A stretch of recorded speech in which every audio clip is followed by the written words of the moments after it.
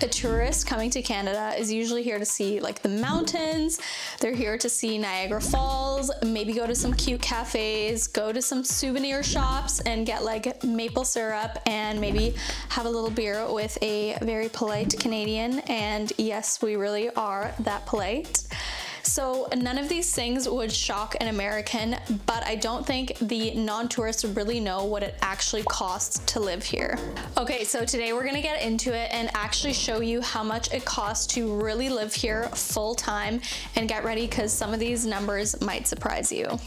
So first, welcome to my mountain office. I call it the mountain office because I literally have views of the mountains and so many trees surrounding me. So obviously I love Canada and its natural beauty.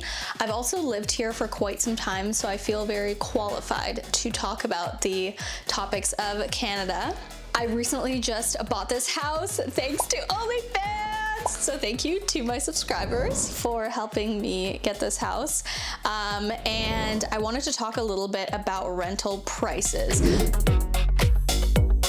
Okay, so I wanted to pull up some real rental prices so that we can actually see what is accurate right now.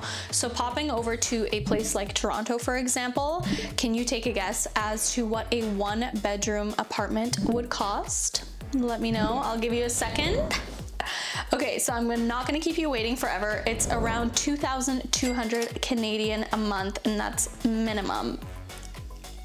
Moving over to the West Coast, aka the best coast, things are much worse even here. So a 1-bedroom apartment in Vancouver, for example, is anywhere from 2,500 up to $3,000. And once again, that is just a standard apartment.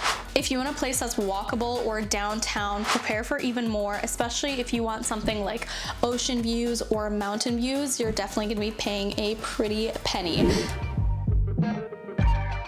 Now the next thing that literally brings tears to my eyes, and it's not broken promises from an ex, it's utilities.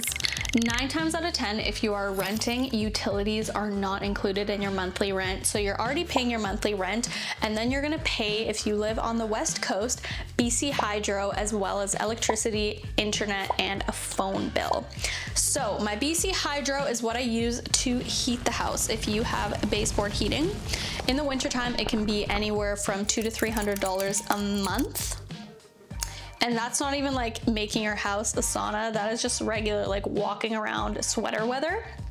Luckily, I have a fireplace, so I can kind of heat certain parts of my house with that, and that's way cozier. Next up is water. So I live out in the mountains, so I get my water delivered. But a lot of people, if they are just using the city water, they're gonna be paying anywhere from $80 to $200 a month just for water, for things like showering, washing your clothes, dishwasher, all that good stuff. Let's also get into phone bills and internet. Right now, I'm paying around $85 every single month for my Wi-Fi, and I'd say it's pretty good. I mean, I'm uploading this video right now on my Wi-Fi, so that's pretty amazing. My phone bill runs around $144 every single month as well. And here we can see our grand total so far. Your proteins, your fruits and vegetables, and even just the basics add up so quick, and everything is so expensive, and that's just eating for one person. You'll need about $200 to $300 every single week just on basic groceries. So that's about $600 to $800 every single month, which is so crazy because I've never actually thought to sit down and go through everything. Let's move on to the next thing. Next, let's get into transportation. So in bigger cities, they definitely have things like the SkyTrain in Vancouver, or over in Toronto, you can pay around $150 a month for a monthly pass, but the majority of people just drive everywhere. So I'm gonna be including costs like insurance, gas, but I won't be including things like your monthly payment for your car, since that varies a lot car to car. Starting with insurance, right now I pay $150 to $170 for my car. That's for one every single month. Then gas where I live is around $1.80, $1.90 per liter. You You can also obviously get private insurance, and that will run you anywhere from, I want to say, $100 to $300 a month, depending on what kind of coverage you have. So thankfully, healthcare is free in Canada. Thank you.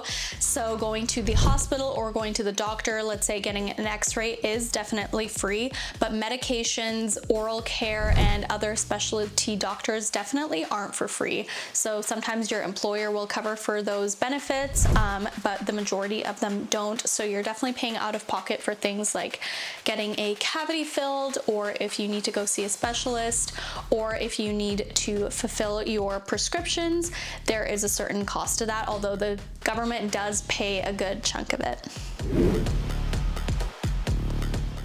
Obviously, you're not just gonna sit at your house as well. You wanna definitely accommodate for things like going out for a bite to eat with your friends, some Netflix, maybe the gym, and some other subscriptions that you might have as well. So just having a look at my phone right now, for example, an average gym membership where I live is anywhere from $120 to $150 every single month. Then my Spotify, I think, is like $12.99. Same with my Netflix, actually. Eating out, I wanna say, is usually about $50 per person if you're having like a full meal, maybe a little appetizer, or like an entree with a drink. So there you have it, guys. Those are the real numbers. And if you are also a fellow Canadian, let me know how much you're spending approximately in a month. I'm very curious to see like how it is from province to province. Anyways, guys, I'm posting a lot more videos lately, especially ones of traveling, and I definitely want to compare the US to Canada. So stay tuned for the next video.